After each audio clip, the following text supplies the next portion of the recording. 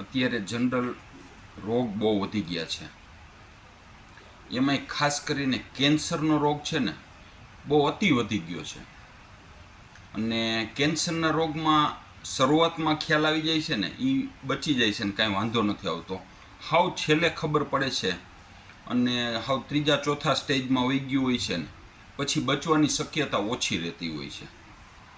એટલે ઘણા કેસની અંદર એવું થાય છે કે ત્રીજા ચોથા સ્ટેજમાં કેન્સર વહી જાય ને પછી માણસો દોડાવ્યા રાખતા હોય છે દર્દીને. વાં આયુર્વેદિક દવા મળે ને વાં ઓલી દવા મળે ને વાં ઓલી દવા મળે.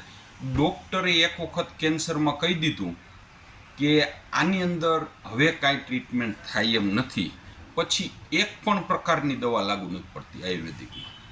ઘણા છે ને દર્દીને લઈને હિમાચલ પ્રદેશમાં જાય છે, ઘણા ધારી પાસે કોઈક ગામ છે ત્યાં જાય છે, ઘણા જામકંડોરણા તાલુકાનું એક ગામ છે એ જંતુનાશક દવા જે કપાસમાં છાંટવાની દવા આવે એને અમુક માત્રા ભેળવી અને દવા બનાવે છે.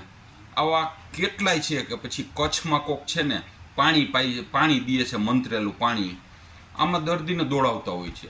પણ ડૉક્ટરે એમ કહી દીધું કે હવે આમાં તમારી પાસે કોઈ શક્યતા નથી, પછી છે ને દર્દીને મોજ કરાવવાની, એને જ્યાં ઈચ્છા થાય એ કરાવો. એને સિટીમાં રહેતો હોય ને જૂના ગામમાં રહેવા જવાની ઈચ્છા થાય તો ગામમાં રહેવા મોકલો, એને એના ભેગા રહેવા જાઓ, એના માટે એસી ફિટ કરાવી દો, જે કરવાનું થાય એ કરાવી દો. એને ખાવા પછી શું થાય ખબર, એ ટાઈમમાં દર્દીને કોક એમ કહી જાય ને હવે એ તમારે દહીં નહીં ખાવાનું, એટલે આપણે દહીં ઉપર પ્રતિબંધ મૂકી દઈએ. કોક એમ કહે તમારે ભજીયા નહીં ખાવાનું, ભજીયા ઉપર પ્રતિબંધ મૂકી દઈએ.